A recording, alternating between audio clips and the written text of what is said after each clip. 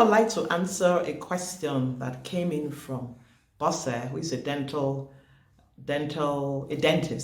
dental practitioner, who is who wants to get some tips on how she can manage her practice.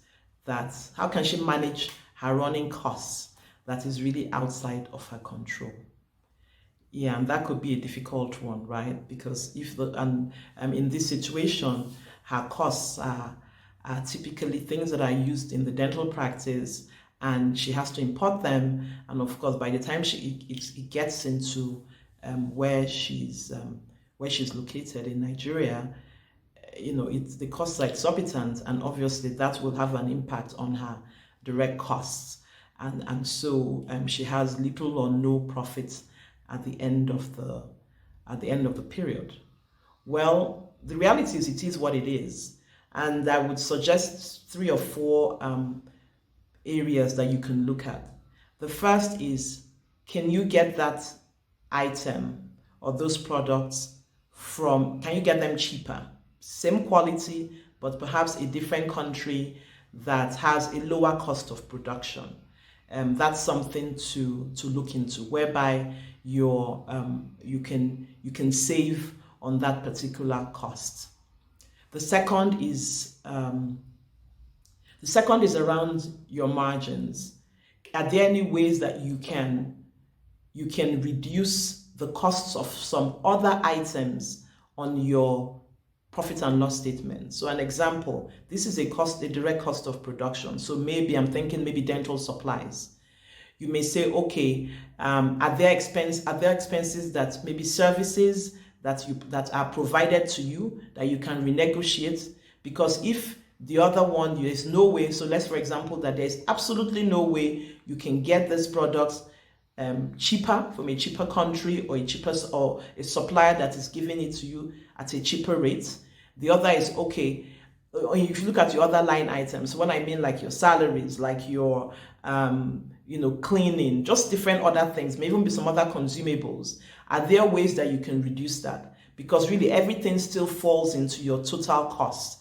And really, if you're able to reduce several lines by that difference you're looking at, your gross margin, that's your gross profit or your net profit, will still be the same.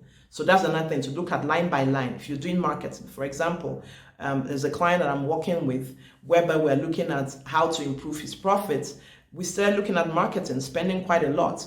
How can we take that down while holding some other expenses that that there is no way? So when we went through some of those items, it was like, no, we can't do anything. I've really cut on this. So that's another way to do that. And then the third is also now looking at the reality that, look, you are in business to make a profit.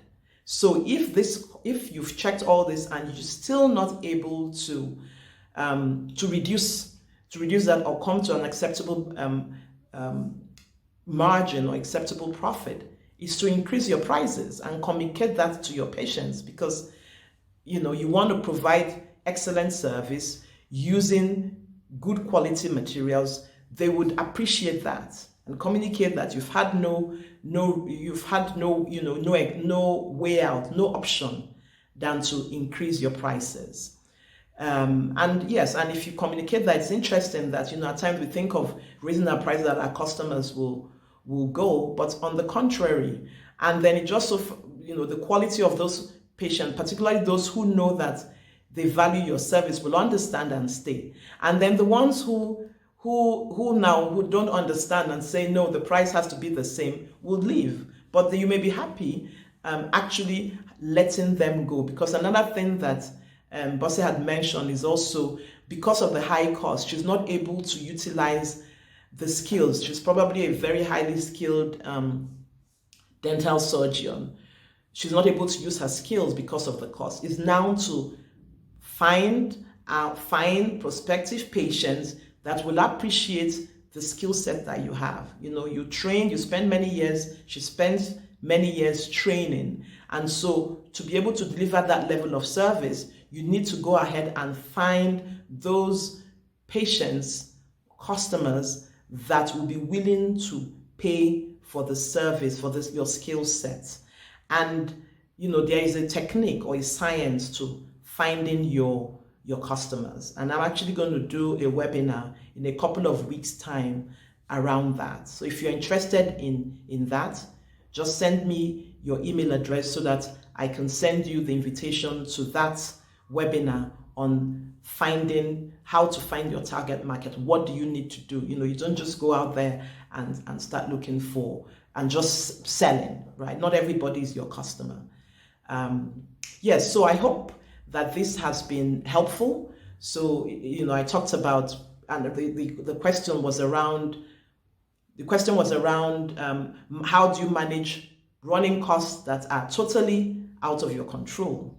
You have to accept that it is out of your control. So one is to be able to source alternative suppliers that will still offer the same quality of products at a cheaper price. If you're not able to do that, the second is to really look at your cost structure. Are there other line items in your profit and loss statement that you can reduce such that the bottom line is still the same? Then the third is you have to increase your prices. You are not a not-for-profit, you're for business, you're an enterprise, and you're in business to make a profit, to increase your prices. The other is to find new customers, patients, clients who will be willing to pay for the service that you are wanting to offer. So I hope this has been helpful. I'd love to hear from you. I'd love to get your feedback, posts, your comments below. I want to know what challenges you're facing so that I can find the answers and let you know how to resolve that. So as you strive to create your successful business, endeavor also to live a significant life.